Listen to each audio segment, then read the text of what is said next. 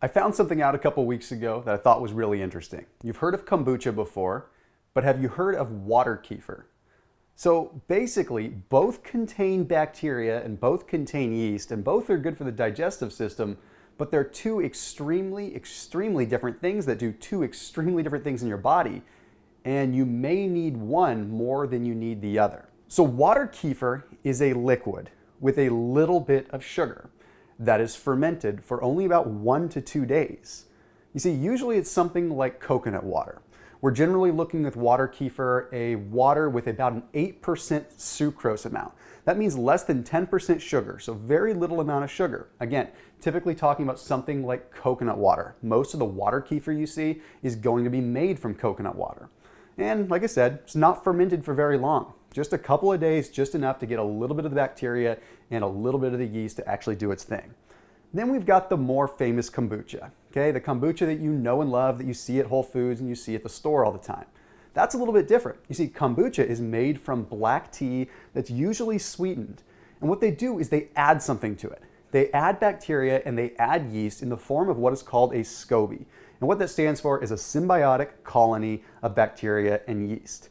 And it looks like a mushroom. They add that to the tea, and then they let it ferment for up to 30 days. That's what gives it that really acidic, pungent, well, pretty obvious taste. It's the high levels of acid.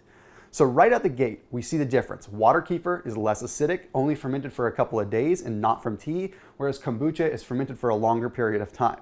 But let's talk about the difference of what it does inside your body. And this will dictate whether you are a kefir person or whether you are a kombucha warrior. All right, so both of them contain bacteria and yeast, just like I've mentioned. But the interesting thing about water kefir is water kefir has a higher amount of bacteria when it's actually fermented, even though it's only fermented for a couple of days. It also has a higher amount of lactic acid. That means more amounts of what are called Lactobacillus, which is the kind of bacteria that is most prevalent in our gut that actually breaks down a lot of what we consume over time. And it's actually what helps make up a lot of our immune system. So we end up having a higher amount of bacteria, but less in the way of digestive enzymes. This tells us that water kefir is a very powerful probiotic. And when taken in the morning, can end up providing you with a lot of good results in terms of replenishing your gut bacteria, especially after a round of antibiotics, or if you're someone that deals with a disruptive gut biome to begin with. Okay, then we have kombucha. How does kombucha work in the body? Well, since kombucha is fermented for a longer period of time and it's slightly different with the kinds of bacteria, it ends up being more acidic and more powerful in the way of digestive enzymes.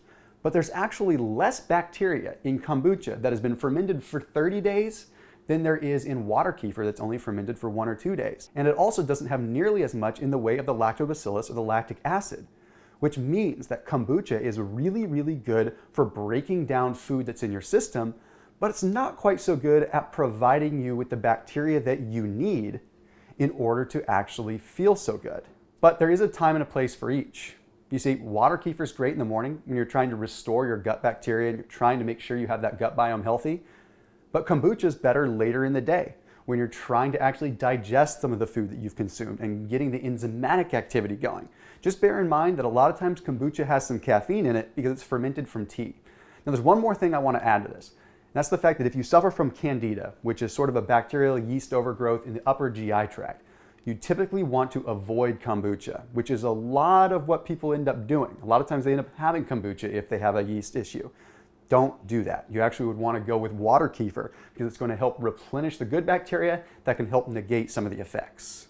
Hey guys, if you wouldn't mind, make sure that you hit that like button and make sure if you haven't already that you subscribe to this YouTube channel so that you can get more out of what is good for you with all the straight facts, everything that's backed by science, and what you need to get in the best possible shape. So hit that thumbs up button and I will see you in the next video.